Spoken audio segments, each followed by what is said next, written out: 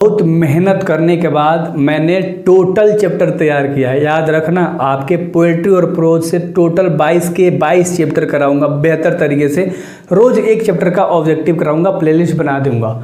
ठीक है, आराम से प्लेलिस्ट का इस्तेमाल करना, इंग्लिश ऑब्जेक्टिव, और उसमें से आराम से करना। पहला चैप्टर है इंडियन सिविलाइजेशन एंड कल्चर। मेरे भाई आपको पता है, मैं आपको थोड़ा सा समय लेकर आपको चीज़ें बताता हूँ। आपको पता है कि जब आप कोई भी चैप्टर को बारीकी से कर लोगे, चैप्टर वाइज अगर आप ऑब्जेक्टिव कर लोगे, एक चैप्टर ले 30 को भी ऑब्जेक्टिव कर लोगे, तो सब चैप्टर का ऑब्जेक्टिव कर लो, क्योंकि मात्र 40 को किताब से ऑब्जेक्टिव आता है यार। तो आप इंपॉर्टेंट के जाके चक्कर में बर्बाद हो रहे हो। ठीक है, तो आराम से चैप्टर वाइज करो, आराम से प्लेलिस्ट का इस्तेमाल करना। सबसे पहला सवाल है, महात्मा गांधी डाइड ऑन। महात्मा गांधी की मृत्यु कब हुई थी मेरे भाई? तो 30 जनवरी को हुई थी, है ना। और 30 जनवरी 1900 कब हुई थी? 48। याद रखना, 30 जनवरी 1948 को हुआ था। और याद रखो, इनको नाथूराम, किसने? नाथूराम गोडसे ने इनको मार दिया था। किसने? गन शॉट से, यानी बंदूक से मार दिया था नाथूराम गोडसे ने 30 जनवरी 1948 को।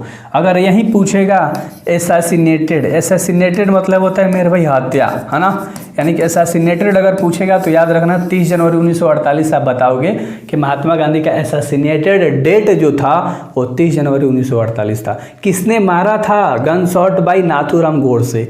याद रखना, तो एक एक चीज़ को आप याद करते चलोगे तब ना यार। सिर्फ रटते हो ऑब्जेक्टिव, रटने से एग्जाम में लड़ जाएगा। जब कॉन्सेप्ट नहीं समझोगे तो क्या लड़ेगा? तुम ही बताओ। किसी चीज़ को समझना होता है भाई, कहीं पहुंचना है तो समझना है, किसी से हैंडल इट करना है तो समझना है, ट्यूनिंग बैठाना है तो समझना है ना उसे। सबसे पहले आकर्षण देखते हो तुम सब यार। देखो, he was associated with which journal, वो किस पत्रिका से जुड़े थे? बताओ, न्यू इंडिया, यंग इंडिया या इंडिया माइनर, है ना। माइरर वही मिरर यार। चलो कोई नहीं, बताओ फटाक से मेरे भाई। बहुत बढ़िया, यंग इंडिया से जुड़े थे। किससे जुड़े थे? यंग इंडिया से जुड़े थे। क्लियर है। एक एक चीज़ को बेहतर तरीके से बताऊंगा, इंग्लिश में भी वर्ड को पकड़ना सिखाऊंगा। टेंशन बिल्कुल भी मतलब, बहुत मजा आएगा। ठीक है, अगला सवाल है तुम्हारा, ध्यान से देखो। ही डोमिनेटेड इंडियन पॉलिटिक्स बिटवीन, ओ पॉलिटिक्स में, राजनीतिक जीवन में कब से कब तक रहे थे, है ना। कब से कब तक रहे थे राजनीतिक में? तो 1915 से 1948 तक, है ना। 1915 से 1948 तक 33 वर्ष तक वो कहाँ रहे थे? पॉलिटिक्स में रहे थे। याद रखना, राजनीतिक जीवन को वो जिए थे। कौन? महात्मा गांधी, है ना, 15 से 48। और अगला जो 4 नंबर का सवाल है वो बोल रहा है कि he was more than politician. वो एक राजनीतिक में तो थे, वो पॉलिटिक्स तो थे, पॉलिटिशियन तो थे, लेकिन उसके साथ साथ क्या थे? पूछ रहा है कि मोर देन, यानी उससे ज़्यादा भी एक स्पिरिचुअल लीडर थे, है ना। चलो, उससे भी ज़्यादा क्या थे मेरे भाई? एक स्पिरिचुअल लीडर थे। बेहतर तरीके से सारी चीज़ें कराऊंगा, बस यहाँ से जुड़ो, सब्सक्राइब करो, दोस्तों भी भेजो, बोलो जुड़ने के लिए। अरे एक एक चैप्टर करो ना भाई, पढ़ो, पूरा कोर्स भी है, ऐप है डिस्क्रिप्शन में, डाउनलोड करो, वहाँ कोर्स है, जाके ब्यूटी बैच ले लो, रिकॉर्डेड बैच है। He was popular known as, अरे वो पॉपुलर थे, महात्मा गांधी फेमस इंसान थे ना, किसके नाम से? बापू के नाम से। तो बापू के नाम से फेमस थे यार, चाचा के नाम से तो नेहरू जी फेमस थे, है ना। याद है, तो बापू के नाम से महात्मा गांधी फेमस है।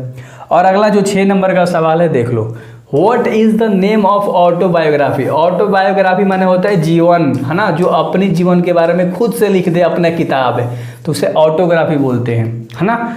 चलो अच्छे से समझ में आ गया होगा। और एक और चीज़ होता है मेरे भाई, बायोग्राफी। क्या होता है? बायोग्राफी, जो दूसरे के जीवन के बारे में दूसरा कोई लिखता है उसे हम बोलते हैं बायोग्राफी, यानी जीवनी। और यह है आत्मजीवनी, यानी खुद से लिखा जाता है ऑटोग्राफी। तो उन्होंने लिखा था माई एक्सपेरिमेंट विथ ट्रूथ, यानी कि मैं जो भी एक्सपेरिमेंट कर रहा हूँ बिल्कुल सत्य के साथ कर रहा हूँ, सच्चाई के साथ कर रहा हूँ। तो उन्होंने ये चीज़ को लिखा था। और अगले सवाल कर लो फटाक से। His main weapons were truth and non violence, उन्होंने एक वेपन्स का, एक हथियार का प्रयोग किया था सत्य के साथ, है ना। तो उन्होंने कोई औजार नहीं, नॉन वायलेंस के खिलाफ, है ना, अनैतिकता के खिलाफ, नॉन वायलेंस के साथ उन्होंने एक हथियार के रूप में इस्तेमाल किया। कोई बंदूक उंदूक नहीं, चुपचाप लाठी लेकर निकल चले महात्मा गांधी। ठीक है, तो आप तो जानते ही हो। The extinguishing chapter has been taken from, ये जो इंडियन सिविलाइजेशन एंड कल्चर है, कहाँ से लिया गया है? विच बुक्स ऑफ गांधी जी, गांधी जी के कौन से किताब से लिया गया है? तो माई एक्सपेरिमेंट विथ ट्रूथ से लिया गया है। कौन सा? Indian civilisation and culture. याद रहेगा जो आप चैप्टर कर रहे हो मेरे भाई, इंडियन सिविलाइजेशन एंड कल्चर। थोड़ा सा फास्ट करा रहा हूँ बेहतर तरीके से, क्योंकि आपको समझ के सारी चीज़ें चलनी है, वर्ड को पकड़ना है, वर्ड का हिंदी मतलब समझनी है। बिहार बोर्ड में ऐसा कोई भी नहीं होगा जो मेरी तरह आपको इंग्लिश बताएगा। बिलीव मी, एक एक चैप्टर कराऊंगा, एक एक चैप्टर पढ़ाऊंगा, हिंदी अर्थ, समरी, क्वेश्चन आंसर सब चीज़ दूंगा, इंट्रोडक्शन, हर चीज़ का प्लेलिस्ट है। इंग्लिश के बुक का प्लेलिस्ट है, आराम से जाकर देखो। ऑब्जेक्टिव का प्लेलिस्ट है, आराम से जाकर देखो।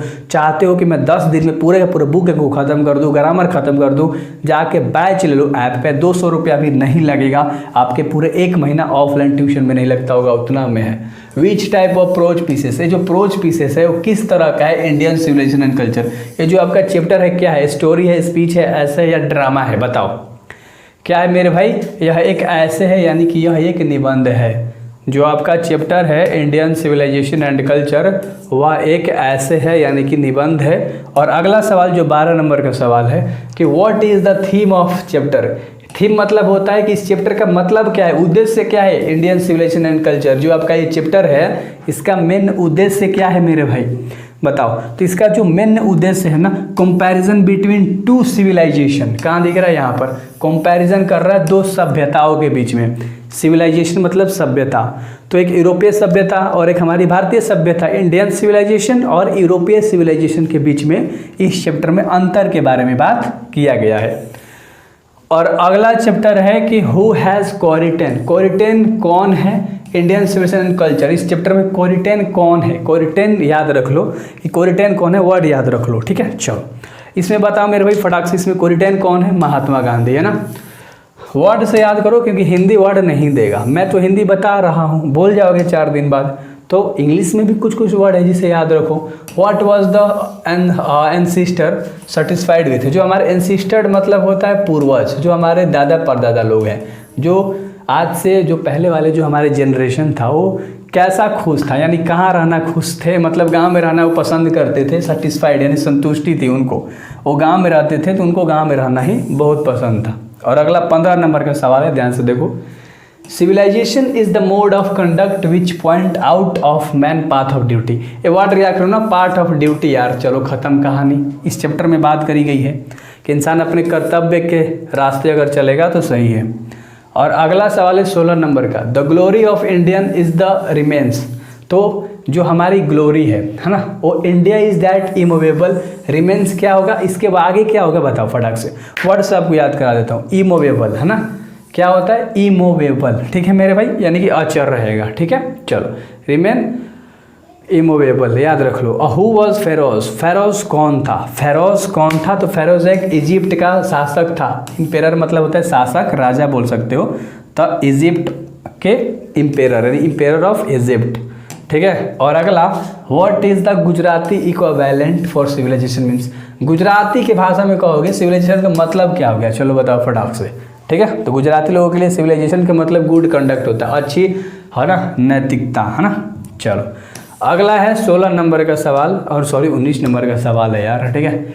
इन the world of Gandhi ji mind is a. पूरे दुनिया में कहते हैं ना गांधी जी कि जो हमारा माइंड है वो एक रेक्टलेस बर्ड की तरह है, यानी एक बेचैन पक्षी की तरह है ना।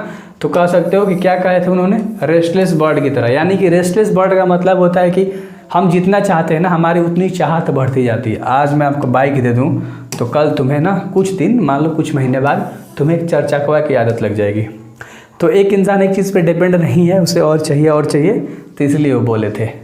इंडियन सिविलाइजेशन वर्कशिप, जो हमारा भारतीय सभ्यता है वो किसके साथ मिलके काम करता है बताओ।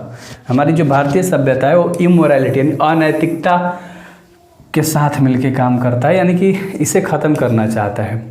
और अगला सवाल है, what does western civilisation. Western civilisation propagate है ना। तो वेस्टर्न सिविलाइजेशन प्रोपोगेट क्या करता है, सिंपल सा बात है यार, बताओ इसका आंसर। इमोरलिटी यानी अनैतिकता को बढ़ावा देता है, प्रोपोगेट करता है, ठीक है। कौन, वेस्टर्न सिविलाइजेशन, ठीक है। और हैप्पीनेस इज अ लार्जली, एक जो खुशी होती है एक मेंटल कंडीशन होती है, मानसिक है ना, बोल सकते हो मानसिक स्थिति होती है ना। चलो और अगला है 23 नंबर का है ना। 23 नंबर का सवाल है कि सैक्रिफाइस क्या कर रहा है, sacrifice in the soul aim of our. तो सैक्रिफाइस कौन करता है मेरे भाई, अपने एम के लिए, अपने सोल के लिए, बताओ। इसका आंसर मुझे लगता है आप बता दोगे फटाक से, एक तो आप पे छोड़ ही सकता हूँ। बताओ, ऋषि लोग यार सेक्रीफाइस नहीं करते हैं, सब चीज़ छोड़ के वन में रहते हैं, तपस्या करते हैं। थोड़ा सा भी तो लॉजिक लगाओ। European civilisation will means, European civilisation का मतलब क्या होता है फॉर इंडिया, हमारे भारत में? तो इसका मतलब होता है र्यून। ठीक है, क्या होता है? र्यून होता है। ठीक है, चलो। और अगला सवाल है 25 नंबर का, एटिक सिविलाइजेशन बिलोंग टू, ये जो एटिक सिविलाइजेशन है वो कहाँ से बिलोंग करता है? तो एटिक सिविलाइजेशन ग्रीस ले बिलोंग करता है। कहाँ से? ग्रीस ले बिलोंग करता है। ठीक है, चलो। और अगला सवाल है जो कि लास्ट सवाल है, what does the golden fleece, golden fleece का मतलब क्या होता है? एक देखो, गोल्डन फ्लीस मतलब एक सोने की कोई चीज़ होती है जिसे हम ढूंढ नहीं पाते हैं, बहुत डिफ़िकल्ट है ढूंढना इसे, है ना? तो उसे कहेंगे डिफ़िकल्ट टू फाइंड, यानी खोजना बहुत मुश्किल है, एक सोने की चीज़ है, चैप्टर में बात करी गई है। तो उसी तरह से आई होप कि आपको समझ में आ गया होगा बेहतर तरीके से। सारे चैप्टर के ऑब्जेक्टिव मेरे साथ करो, हिंदी पूरा कंप्लीट है, बाकी जो बोलोगे केमिस्ट्री फिजिक्स सब चीज़ डाल रखे है भाई, बेहतर तरीके से करो। चक्कर में किसी के मत पड़ो, चैप्टर वाइज करोगे बेहतर करोगे, मज़ा आ जाएगा बिल्कुल भी। ज़रूर सब्सक्राइब करके जाना, आपका भाई साथ खड़ा है।